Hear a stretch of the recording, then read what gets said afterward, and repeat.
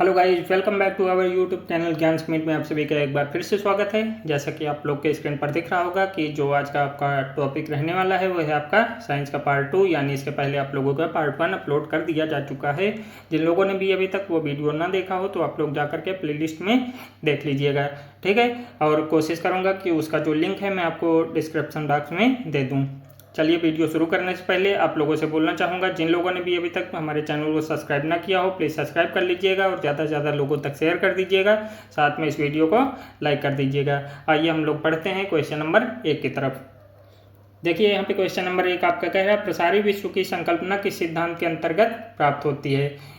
यह माना जाता है कि अभी भी हमारा ब्रह्मांड विस्तार कर रहा है, तो इसकी जानकारी हमें किस सिद्धांत के द्वारा प्राप्त होती है। तो आपका आंसर क्या हो जाएगा, डॉपलर प्रभाव द्वारा, ठीक है। यहाँ पे डॉपलर प्रभाव की जो डेफिनेशन है वो लिखी हुई है कि किसी ध्वनि स्रोत और श्रोता के बीच अपेक्षिक गति होती है, तो श्रोता को जो ध्वनि सुनाई पड़ती है उसकी आवृत्ति मूल आवृत्ति से कम या अधिक होती है, इसी को डॉपलर प्रभाव कहते हैं, ठीक है।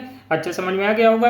आइए हम लोग बढ़ते हैं क्वेश्चन नंबर 2 की तरफ। जल में वायु का बुलबुला किसकी भांति व्यवहार करेगा, ठीक है। तो इसका आंसर आपका क्या हो जाएगा, अवतल लेंस की तरह व्यवहार करता है। अवतल लेंस आपका होता कैसे है, यानी वो आपका किनारे पे मोटा होता है और बीच पे पतला होता है, ठीक है। इसको इंग्लिश में हम लोग क्या बोलते हैं, कॉन्केव लेंस, ठीक है। आइए बढ़ते हैं क्वेश्चन नंबर 3 की तरफ। किसी वस्तु का प्रतिबिंब मनुष्य की आंख में कहाँ पर बनता है। इंपॉर्टेंट क्वेश्चन है और आपका कई बार वनडे एग्जाम में पूछा गया क्वेश्चन है, तो आपका आंसर क्या हो जाएगा, रेटिना पर, ठीक है। आइए क्वेश्चन नंबर 4 की तरफ बढ़ते हैं। क्वेश्चन नंबर 4 आपका कह रहा है प्राथमिक रंग है, तो प्राथमिक रंग जो आपके होते हैं वो आपका रेड, ग्रीन और ब्लू, ठीक है, रेड, ग्रीन और ब्लू, ठीक है। आइए बढ़ते हैं क्वेश्चन नंबर 5 की तरफ। देखिए क्वेश्चन नंबर 5 यहाँ पे कह रहा है कितने डिग्री पर सेंटीग्रेड और फ़ारेनहाइट का ताप समान मिलता है।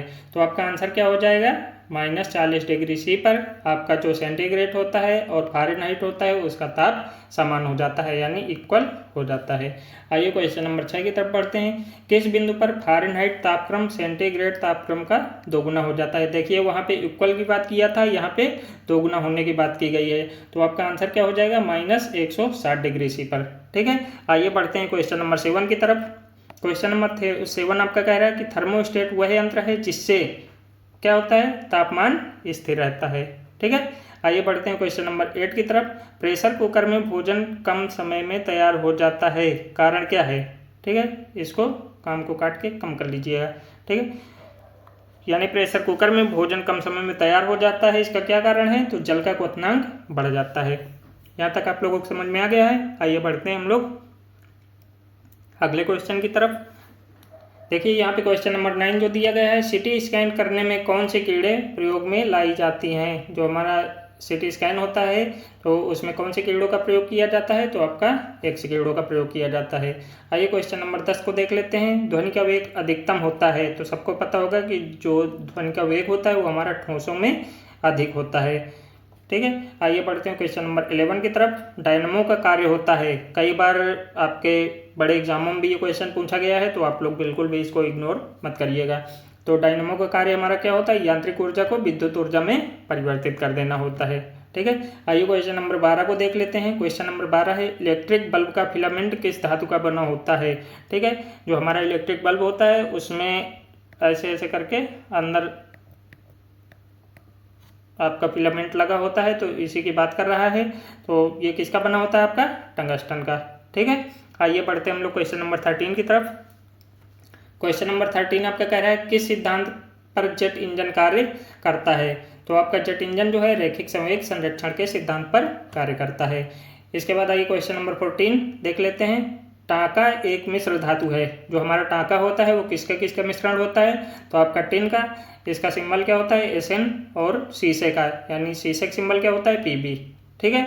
यानी Sn प्लस Pb का मिश्रण होता है हमारा टांका, ठीक है। क्वेश्चन नंबर 15 में देख लेते हैं। कांसा मिश्रित धातु है, तो कांसा जो है उसमें हमारा तांबा भी पाया जाता है और टिन भी पाया जाता है, ठीक है, Cu प्लस टिन, ठीक है। देखिए क्वेश्चन नंबर 16 की बात करते हैं। हमारे शरीर में ताप नियंत्रण का केंद्र है, ठीक है। हमारे शरीर में ताप नियंत्रण का केंद्र है। तो हम लोग इसकी बात करते हैं तो इसका आंसर क्या हो जाएगा, हाइपोथैलेमस। ये आपके मस्तिष्क में पाया जाता है। ठीक है, आइए बढ़ते हैं हम लोग क्वेश्चन नंबर 17 की तरफ।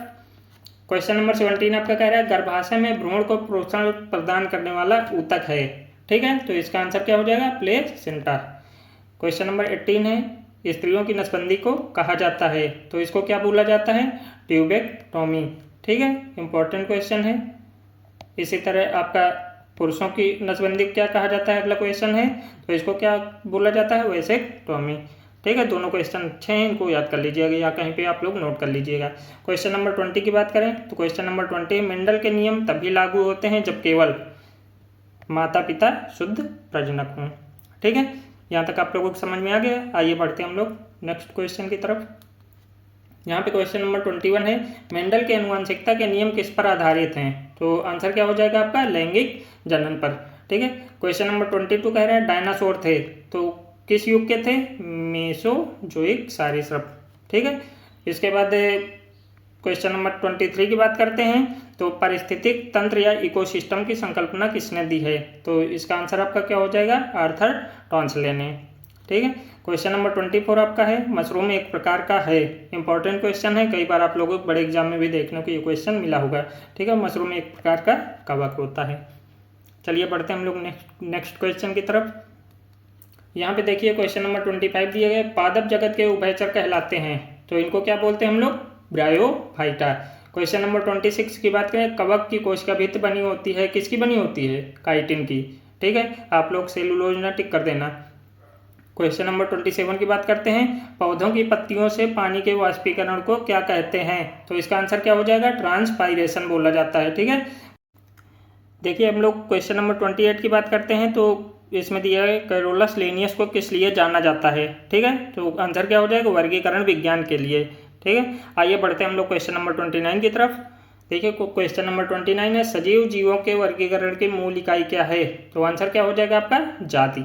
ठीक है, क्वेश्चन नंबर 30 आपका क्या है, मकड़ियों में कितने जोड़ी पैर पाए जाते हैं। ठीक है, तो आपका आंसर क्या हो जाएगा, 4 जोड़ी।